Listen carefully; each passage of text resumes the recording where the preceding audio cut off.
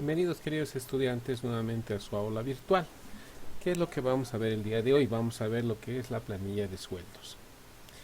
El trabajo desarrollado en calidad de dependencia debe ser remunerado económicamente. Quiere decir, si tú vas a prestar servicios para una determinada empresa o institución, en contraparte al esfuerzo que tú vas a realizar en el cumplimiento de tus labores, van a darte un pago por el sueldo que te corresponde, es decir, debe ser remunerado económicamente. Ahora, va a surgir una relación entre el empleador y el trabajador, en la cual en esa relación va a haber derechos y obligaciones que se deben cumplir. En todo el territorio nacional nadie puede percibir una remuneración menor a la del salario mínimo nacional que se fija anualmente. ¿Qué hace referencia a esto? El Estado como tal anualmente revisan el sueldo mínimo nacional y también determinan un incremento salarial. Eso en función a la pérdida del poder adquisitivo del dinero por el efecto de la inflación. Entonces, esto es fijado y la institución que va a ir a determinar la reglamentación para su aplicación es el Ministerio de Trabajo. ¿Cuál es su ámbito normativo? La Ley General del Trabajo. Elementos que componen el total ganado. Cuando hablamos del total ganado es aquel importe que tú vas a percibir de manera mensual y que va a tener una serie de factores que lo van a componer. El primer elemento va a ser el haber básico. Ese haber básico es el que se ha estipulado según contrato, es decir, cuando tú te has presentado a la propuesta de trabajo y has ganado el cargo, ahí te hacen una oferta económica, la cual se fija y se firma mediante un contrato, ya sea documentario o puede también ser de carácter verbal, pero ya se ha fijado un monto. A ese monto en el cual han quedado las partes que han convenido se lo llama haber básico. Segundo elemento, bono de antigüedad. Como su nombre lo dice, el bono de antigüedad va a ser una remuneración adicional en función de los años de servicio que tú prestes en una determinada institución. Y eso va a estar fijado por una tabla de índices de acuerdo a los años acumulados de antigüedad. Y eso lo vamos a ver más adelante. Tercer punto, horas extras y trabajo en feriado. ¿Qué significa eso? Si yo en mi desarrollo normal de trabajo me asigna el empleador que debo cumplir unas tareas adicionales saliendo del horario normal de mis 8 horas de trabajo, a eso se va a denominar horas extra. Puede darse el caso alguna vez que en un día feriado, un 16 de julio, un 6 de agosto, por razones de la característica del negocio, requieran que nosotros prestemos el servicio. Ese servicio también va a ser remunerado con un pago adicional, que son las horas extras y el trabajo en feriado. El cálculo lo vemos más adelante. Trabajo en domingo, estamos hablando de trabajo en domingo. En algunas ocasiones, igual por la naturaleza de la empresa, se requiere que nosotros desempeñemos ciertas funciones de carácter excepcional, no normal, para el cumplimiento del normal funcionamiento del negocio. Entonces, esas horas que yo trabaje en día domingo, también van a tener una remuneración adicional. Otros incentivos económicos.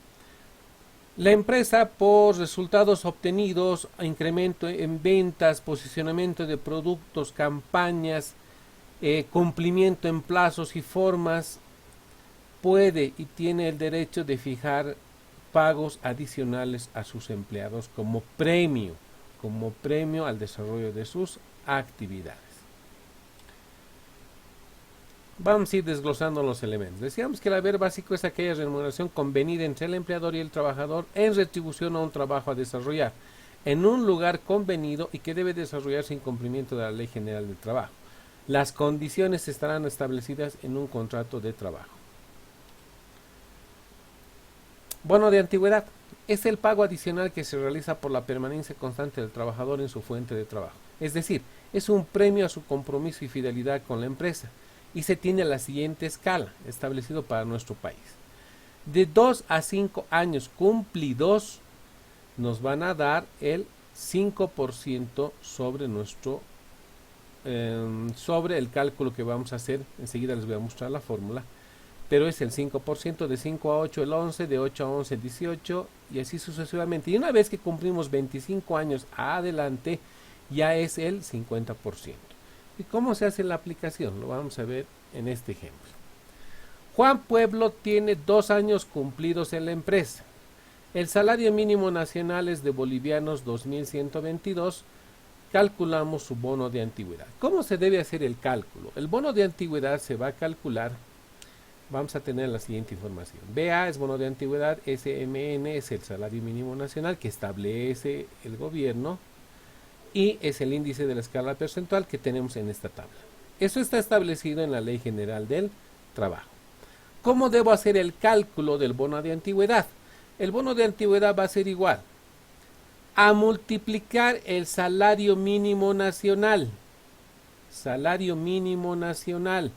por 3. A ese resultado debo multiplicarle el índice que me corresponde. Para el señor Juan Pueblo, que tiene 2 años, le corresponde el índice del 5%. Entonces, por el 5%. ¿Cuánto va a ser su bono de antigüedad? 318.30. Esto no tienen que olvidarse. Salario mínimo nacional por 3. ¿Ok? Y eso multiplicado por el índice que le corresponde por la antigüedad que tiene el trabajador. Ahora, hablemos de las horas extras y trabajo en feriado. Se refiere a que se ha desarrollado de manera excepcional y a pedido del empleador y que no corresponde, ojo, no corresponde a subsanar retrasos en el trabajo normal asignado. Es decir, que ustedes se han puesto a whatsappear, enamorar con sus chicos, chicas, y han perdido el tiempo y se han retrasado en su trabajo. Entonces su jefe les ha llamado la atención, les ha dicho se van a quedar a trabajar hasta que me entreguen su informe. No se refiere a ese tipo de trabajo, sino se refiere a un trabajo excepcional que es a solicitud del empleador y que no corresponde a subsanar retrasos en su trabajo. ¿Cómo se paga? Se paga el doble de una hora normal. El doble. Ejemplo. Carlitos ha acumulado 5 horas extras por trabajo asignado por empleador. ¿Cuánto es su haber básico? Aquí ya trabajamos con el haber básico. Es de bolivianos 2.500. Entonces, HA, haber básico, HE, hora extra y PHE, pago de horas extras. Muy bien. Entonces, ¿cómo voy a calcular la hora extra? Primero voy a calcular la hora extra. La hora extra va a ser igual a ¿qué? A dividir el haber básico entre 30 primero, es decir, entre los días del mes, y luego dividirlo entre las horas, que son las 8 horas. A ese resultado que he obtenido, como dice el doble, lo voy a multiplicar por 2. Reemplazando valores. Su haber básico es 2.500. Lo divido entre 30. El resultado obtenido lo divido entre 8. Y eso lo multiplico por 2. Su hora extra, la hora extra es 20.83. Ahora, debo calcular para las 5 horas que ha acumulado Carlitos. Entonces, el pago de horas extras va a ser igual a la hora extra que he calculado multiplicado por las horas acumuladas, en este caso 5. Pago de horas extras va a ser igual a 20.83 por las acumuladas 5. En total me da pago por horas extras 104.15. Entonces, de esa forma debo hacer el cálculo de las horas extras. Trabajo en domingo. Si a solicitud del empleado se debe trabajar en día domingo, la remuneración será el triple a las horas de trabajo normales. Vamos a dar nuestro ejemplito. Adriana trabajó 8 horas en domingo. Su haber básico es de bolivianos 3.000. Entonces, HA es el haber básico, HD hora dominical y PHD pago de horas extras. Muy bien, la hora dominical, ¿cómo voy a calcular?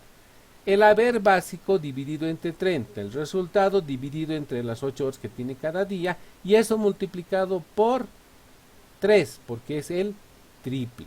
Entonces, la hora dominical, ¿cuánto va a ser? 3000 dividido entre 30, el resultado lo divido entre 8 y eso multiplico por 3. De donde determino que mi hora dominical es 37.50. Ahora, ¿cuánto va a ser el pago por horas dominicales? Va a ser la hora dominical por las horas acumuladas. ¿Cuántas horas ha acumulado Adriana? Ha acumulado 8 horas, por lo tanto 37.50 por las 8 horas.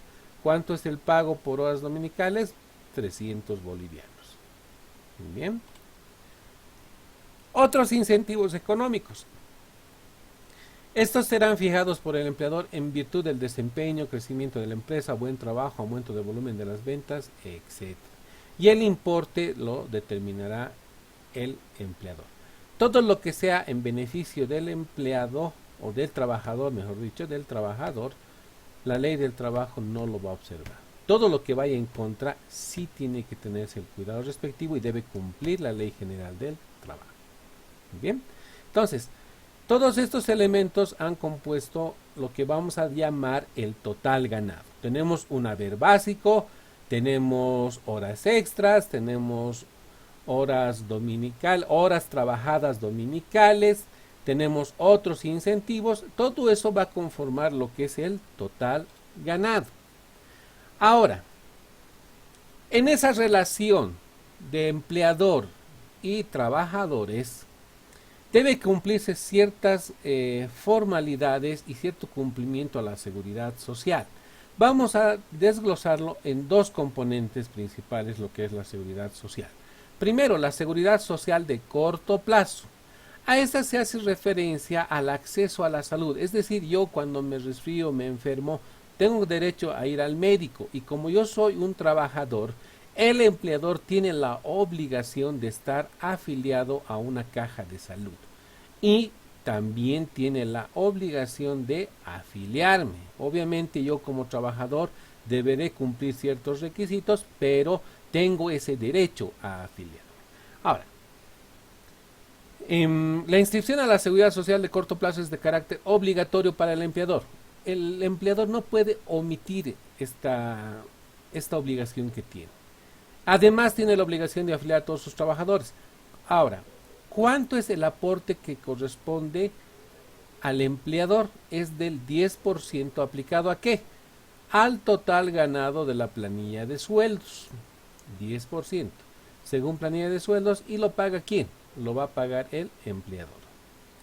Tenemos un ejemplo, el total ganado 35.000 y el aporte a la caja va a ser el 10%, 3.500. Hablemos de la seguridad social de largo plazo. Corresponde a los aportes que debe realizar el empleado para su jubilación, para cuando seamos viejitos tengamos nuestra rentita y con eso mimemos a nuestros nietos. Bueno, para eso tenemos que tomar en cuenta la ley de pensiones en la cual establece los siguientes aportes tanto patronales como laborales. Aquí vamos a conjuncionar incluso lo que veíamos del aporte a la seguridad social de corto plazo. Vamos a hacer un análisis de los aportes patronales y también de los aportes laborales. Por una parte, primero, hablamos de la seguridad social de corto plazo, el acceso al seguro que debemos tener para que el médico nos controle cualquier tipo de enfermedad o problemas que pudiéramos tener. Seguridad social de corto plazo. Para el patronal, para el empleador, debe aportar el 10%. ¿Aplicado sobre qué? Se aplica al total ganado. ¿El empleado tiene que aportar algo para seguridad social de corto plazo? No, no tiene que aportar. Ahora hablemos de la seguridad social de largo plazo, lo que es el aporte que damos para nuestra jubilación. ¿Qué obligaciones tiene el empleador? Tiene que hacer un aporte a Provivienda del 2%. tiene que hacer un aporte para la prima de riesgo profesional de largo plazo, es decir, si a su empleado tanto reñido lo enferma, una enfermedad de trabajo, tiene que aportar el seguro del 1.71%. Adicionalmente, en la modificación que ha habido a la ley de pensiones, surge el término del aporte patronal solidario. El aporte solidario. ¿Y esto cuál es el fin? Les comento un poco. ¿Cuál es el fin de este aporte solidario? Es generar un aporte adicional que va a ir a un fondo acumulativo con el cual van a poder sustentar jubilaciones a aquellos empleados cuyos salarios y aportes que han ido generando durante el tiempo no les alcance para poder tener una renta determinada, por lo cual todas las empresas, todos los empleados vamos a hacer un aporte solidario adicional para ese fondo. Muy bien, en lo que respecta al aporte patronal es del 3%. Fíjense, entre el corto y largo plazo, ¿cuál es el índice que surge del aporte patronal? El 16.71%, de donde podemos inferir que del total ganado de la planilla de sueldos, debo yo aportar como empleador el 16.71%, distribuido en lo que es seguridad social de corto plazo el 10%, y de largo plazo el 6.71%. Eso lo que respecta al empleador. ¿Qué es lo que sucede con el empleado o el trabajador, propiamente dicho? El trabajador no aporta a la seguridad social de corto plazo, pero sí al de largo plazo. Primero tiene que aportar para su jubilación, el aporte al seguro social obligatorio de largo plazo, para invalidez, vejez y muerte. ¿Cuánto debe aportar? El 10% de su total ganado. Segundo, paga la prima del seguro de riesgo común, el 1.71%. Y aquí, según la modificación que ha habido a la ley de pensiones, el aporte solidario para ese fondo común del 0.5%. Ahora, a las administradoras que hasta la fecha continúan, que son la AFP Previsión y la AFP Futuro, por manejar estos fondos, yo como empleado, para que me lo controle, me lo cuide mi platita, haga que se aumente este ahorro que estoy teniendo para mi jubilación, le pago una comisión del 0.5%. Por lo tanto, ¿qué podemos inferir? Que del total ganado, ¿cuánto es el aporte laboral? Lo que debe aportar el trabajador. Debe aportar el 12.71%. Muy bien. Ahora, vamos a darnos un ejemplo. El total ganado de la planilla de sueldos de la empresa Yo Sí Puedo SRL es de bolivianos 120.000. Efectuar los cálculos de los aportes. ¿Cuánto es el total ganado? Bolivianos 120.000. A partir de este importe voy a hacer los cálculos que corresponden tanto a la seguridad social de corto y largo plazo. Para corto plazo, el aporte patronal nos sale 12.000, Provivienda 2.400, la prima de riesgo 2.052, el aporte solidario 3.600 y debe hacer una contribución de 20.052 bolivianos el empleador en lo que respecta al pago de aportes a la seguridad social, tanto de corto y largo plazo. De esa forma hemos calculado lo que refiere al empleador. Ahora, ¿qué pasa con el trabajador? De los 120.000, el 10% va a ir al aporte a la seguridad social obligatoria de largo plazo. Riesgo común el 1.71, el aporte solidario 600 y la comisión 600. En total, ¿cuánto le he retenido al empleado? 15.252 bolivianos. Eso para poder cumplir con estas obligaciones que se tiene ante la entidad respectiva. Entonces, de esta forma debemos hacer los cálculos y determinar lo que corresponde al aporte patronal y lo que corresponde al aporte laboral.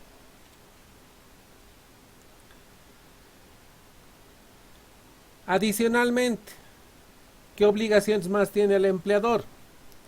El empleador tiene la obligación de pagarnos aguinaldo y pagarnos la indemnización. El aguinaldo corresponde a una remuneración adicional por concepto del pago de un salario completo. No nos tienen que hacer los descuentos para la AFP. No me tienen que hacer los descuentos. Es un salario completo, sin descuentos, y que debe efectivizarse antes del 20 de diciembre de cada año. Y eso lo reglamenta el Ministerio de Trabajo. Es decir, en el mes más bonito del año, que es diciembre, nos deben cancelar nuestro aguinaldo.